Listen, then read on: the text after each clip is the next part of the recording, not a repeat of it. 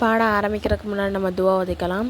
ரப்பி ஷ்ரஹ் லி சத்ரி வயஸ்ஸிர் லி அம்ரி வஹ்லுல் உக்தத்தம் மின் லிசானி யஃப்கஹு கௌலி ரப்பி ஜித்னி இல்மா ரப்பி ஜித்னி இல்மா ரப்பி ஜித்னி இல்மா. அஸ்ஸலாமு அலைக்கும் வரஹ்மத்துல்லாஹி வபரகாத்துஹு. ஒரே மாதத்தில் நம்ம குர்ஆன் ஓத தெரியாதவங்க கூட குர்ஆன் ஓதுறதுக்கு ஒரு அரிய வாய்ப்பு இதாக இருக்கும். இது வீடியோ காலில் உங்களுக்கு கிளாஸ் நடத்தப்படும். அது மட்டும் இல்லாமல் உங்களுக்கு ரெக்கார்டாகவும் வீடியோ உங்களுக்கு கொடுக்கப்பட்டுரும். இதில் யார் வேணால் கலந்துக்கலாம், எந்த வயசுலேருந்து வேணால் கலந்துக்கலாம். ஒன்லி லேடிஸ் மட்டும்தான். அப்படியே பசங்க சேரணும் அப்படின்னு சொன்னால் 10 வயசு கீழே உள்ள ஆண் பிள்ளைங்கள் மட்டும் இதில் ஜாயின் பண்ணிக்கலாம். ஒரே மாதம்தான், ஒரே மாதத்தில் இன்ஷா அல்லாஹ் நம்ம குர்ஆன் ஓத கற்றுக்கலாம். எந்த மாதிரி ஓதணும்னு சொல்லிட்டு ஓதுறதை கற்றுக்கலாம். இதோடைய ஃபீஸ் என்ன அப்படின்னு சொன்னால் ஒன்லி 200 ஒன்லி தான். இன்ஷா அல்லாஹ் இந்த ஒரு அரிய வாய்ப்பை நீங்கள் பயன்படுத்திக்கோங்க. பாடம் 5 இபாதத். அதாவது இபாதத் அப்படின்னா என்ன அப்படின்னு சொன்னால் வழிபடுதல் மற்றும் நம்மளுடைய இயலாமையை வெளிப்படுத்துறது தான் இபாதத். சரிங்களா? அல்லாஹ் எதெல்லாம் செய்யணும்னு நம்ம கட்டளையிட்டானோ அதெல்லாம் நம்ம செய்யணும். எதெல்லாம் செய்யக்கூடாதுன்னு சொல்லியிருக்கானோ அதிலிருந்து தவிர்த்திருக்கிறது தான் இபாதத் அப்படின்னு சொல்லப்படும். இப்போ இபாதத் செய்யக்கூடிய பெண்ணுக்கு என்ன பேர் அப்படின்னு சொன்னால் ஆபிதா என்று சொல்லப்படும். மேலும் யாரை நம்ம வணங்குறோம், அல்லாஹ் தானே வணங்குறோம், அப்படிப்பட்டவனுக்கு என்ன சொல்லப்படும்னா மஅஃபூத் என்று சொல்லப்படும். நம்ம அல்லாஹ் ஒருவனை மட்டும்தான் வணங்கக்கூடியவங்களாக இருக்கணும். அவனுக்கு நிகராக யாரையுமே என்ன பண்ணிடக்கூடாது, இணையாக்கக்கூடாது. சரிங்களா? அல்லாஹ் என்ன கட்டளையிட்டிருக்கானோ அதன்படியே நம்ம வாழக்கூடிய மக்களாக இருக்கணும். அல்லாஹ் தஆலா சூரா பக்கராவில் சொல்கிறான், குர்ஆன் கூறப்பட்டது, மக்களே, எவன் உங்களையும் உங்களுக்கு முன்னிருந்தவர்களை படைத்தானோ அவனே வணங்கி வழிபடுங்கள். அதனால் நீங்கள் பயபக்தி உடையவராக ஆகிவிடுவீர்கள். அதே மாதிரி இபாதத்தோடைய நோக்கம் என்ன அப்படின்னு சொன்னால் அல்லாஹ்வை நெருங்குறதுக்கும் அவனுடைய திருப்பொருத்தத்தை பெறுவதற்கும் தான் நம்மளுடைய நோக்கமாகவே இருக்கணும். அதே மாதிரி அல்லாஹ் தன்னை நெருங்குவதற்கும் அவனுடைய திருப்பொருத்தத்தை பெறுவதற்கும் காட்டி தந்த வழிமுறை தான் அவனை வணங்குற விஷயம். சரிங்களா?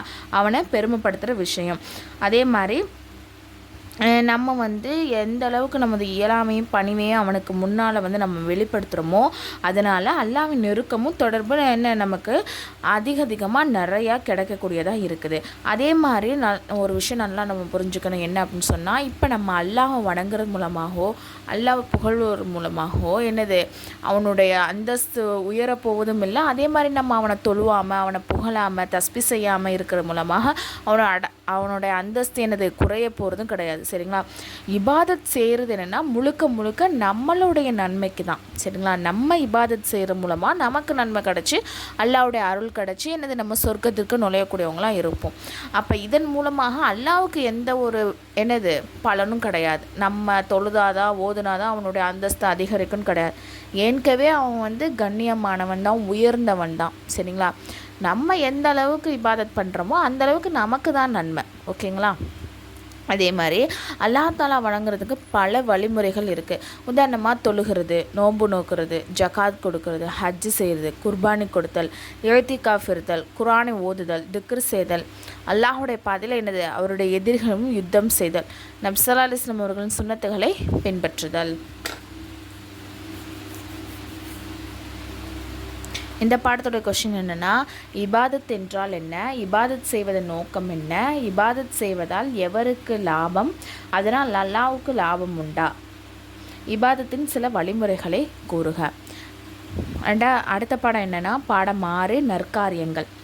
எந்த காரியங்களை அல்லாஹ்வும் அவனோட தூதர் முஹம்மது ஸல்லல்லாஹு அலைஹி வஸல்லம் அவர்களும் படைப்பினங்களுக்கு கற்றுத்தந்தார்களோ அவற்றுக்கு நற்காரியங்கள். அதாவது அல்லாஹ்வும் தூதரும் சொன்ன எல்லா விஷயமே நற்காரியம்தான். நற்காரியங்களை செய்வதால் என்ன ஏற்படுது அப்படின்னு சொன்னால் ஈமான், நம்மளுடைய ஈமான் அதிகரிக்குது. அதே மாதிரி முழுமை பெறுது. ஈமான் முழுமை அடைகிறது. அப்படி நற்காரியங்கள் நம்ம செய்யாட்டி ஈமானில் குறை ஏற்படுது. சரிங்களா? நற்காரியங்களை செய்வதால் அல்லாஹ் என்ன பண்ணுறான், மகிழ்ச்சி அடைகிறான். அவனுடைய அன்பு நமக்கு அதிகமாக அதிகரிக்குது. உள்ளத்தில் நமக்கு எப்போதும் நிம்மதியும் அமைதியும் ஏற்படுது. அல்லாஹ் தஆலாவுடைய தொடர்பு அதிகரிக்கிறது. நம்மளுடைய பாவங்கள் மன்னிக்கப்படுது. இதன் மூலமாக நம்மளுடைய நற்காரியங்கள் மூலமாக. அதே மாதிரி நற்காரியங்கள் செய்கிறது மூலமாக இவ்வுலகில் அல்லாஹ்விடமிருந்து மறைமுகமான உதவிகள் நமக்கு வந்து ஏராளமாக கிடைக்கும். சரிங்களா? மேலும் அவை மறுமையின் வெற்றிக்கும் காரணமாக அமைகிறது. அல்லாஹ் சொல்கிறான், எந்த மனிதர் ஈமான் கொண்ட நிலையில் நற்காரியங்கள் செய்வாரோ அவர் ஆணாக இருந்தாலும் சரி பெண்ணாக இருந்தாலும் சரி அவருக்கு நாம் என்ன பண்ணுவோம், பரிசுத்தமான ஒரு வாழ்க்கையை தருவோம். மேலும் இப்படிப்பட்ட மக்களுக்கு அவர்கள் நற்காரியங்களுக்கு தக்கவாறு என்னது கூலி கொடுக்கப்படும். யார் வந்து ஈமான் கொண்டு நற்காரியங்கள் செய்கிறாங்களோ அது ஆணாக இருந்தாலும் சரி பெண்ணாக இருந்தாலும் சரி அதற்கு ஒரு கூலி அல்லாஹ் வந்து கொடுப்பேன் அப்படின்னு சொல்கிறான். அதே மாதிரி நற்காரியங்கள் நிறைய உள்ளன. உதாரணமாக அல்லாஹாலாவுக்கு எனது பள்ளிவாசல் கட்டுறது, மதரசாவை வந்து நிர்மாணித்தல், மார்க்க கல்வி எனது கற்றுக் கொடுக்கறது, அதே மாதிரி கற்றுக்கிறது. சரிங்களா? ஏழைகள் மற்றும் தேவையுடையவருக்கு எனது நம்மளால் இயன்ற உதவிகளை செய்கிறது, தீன் பக்கம் அழைப்பு கொடுத்தல், தாகித்தவருக்கு எனது தண்ணீர் புகட்டுதல், இது எல்லாமே எனது நற்காரியங்களில் அடங்கும். நற்காரியங்கள் என்றால் என்ன, நற்காரியங்களால் என்னென்ன பயன் உண்டாகும், நற்காரியங்களின் சிலவற்றை கூறுக. இது ஃப்ரீ முஅல்லமா கோர்ஸ். இதில் வந்து 1 இயர் கோர்ஸ்.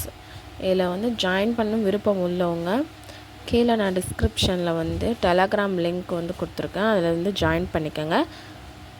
அதில் வந்து இன்னும் சில டீட்டெயில்ஸ்லாம் கொடுத்துருக்கேன்.